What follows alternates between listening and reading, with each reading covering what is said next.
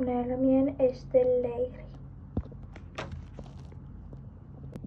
Pitäisi varmaan alkaa jakamaan leiriheppoja. Tai no hoitohevosia, koska ei kaikki niillä omilla hoitohevosilla varmaan pääse. Tää riippuu, jos mä vaistelen vähän, niin voitais mennä vaikka eka tunti ihan rennosti. Pitää kyllä pyytää, että voiko Anni välillä pitää tuntia, koska minä en kyllä koko ajan jaksa. Tai no siis osaksihan minä olen tuolla leirikämpällä, joka on hyvin pieni. En tiedä miten mä mahdutaan sinne kaikki, mutta pitää varmaan vähän änkeytyä. No vihdoin valmista. Mihinkään te laittaisit tytöt huomaista?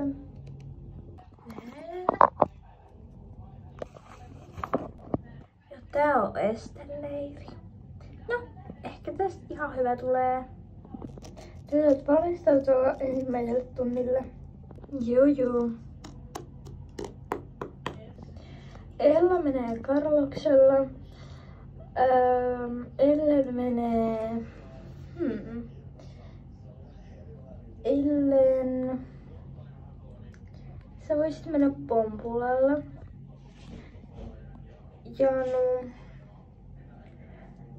Haluatteko te kaksarit? Voisin viettää 2 kaksaria tänään ja sitten huomenna 3. Joo. OFC. No siis, okei. No ei mua kiinnosta, kun mä en edes oo niinku ratsastaja. No, tää ei ollutkaan kärryttelyleiri, mutta kärryttelessä sitten siellä. Yes.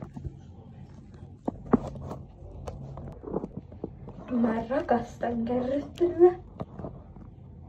Ja se olisikin vähän etuajassa, koska meidän tunti ei kyllä vielä ala. No milloin se sitten alkaa, jos ei nyt tee? No ei sit hirveä tuessa oo. No joo. Hyvä, sit voitte alkaa kävelee alkukäyntejä. Hyvä tyttö. Eli tämän tunnin aiheena on tiukat kurvit ja ristikot. Just sellaista, mitä mä pelkäsin, pieniä ristikoita. Yes, Carlos, meidän ei tarvitse mennä hirveän isoa tai niin. Siis mitään semmoista suurta.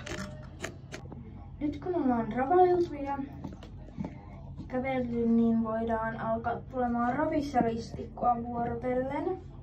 Ja menkää silleen, että toinen pystyy tekemään kierroksen. Ihan oikeesti mun pitää aloittaa.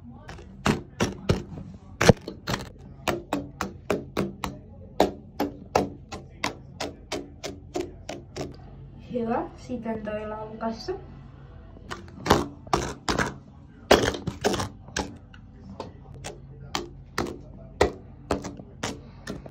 Tosi hieno, sit voitte ottaa loppuravit. Tänään en hirveän pitkää ei se tuntia viitti terkkumallekaan ryhmälle piettää, kun meinaapi olla kiire. Me ei halutakaan sitä kaksaria, kun meillä vähän tuli riitaa. Tytöt, mä just ajattelin teille aiheen. No, ei me nyt haluta. Ja mä luulen, että tää on unelmien esteleiri. Tytöt, sitten puratte hepot, siivoatte kaiken.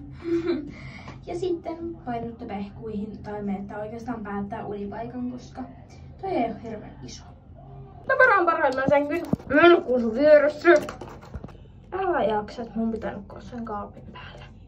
Mua ei kiinnosta, missä mä nukun. Hii.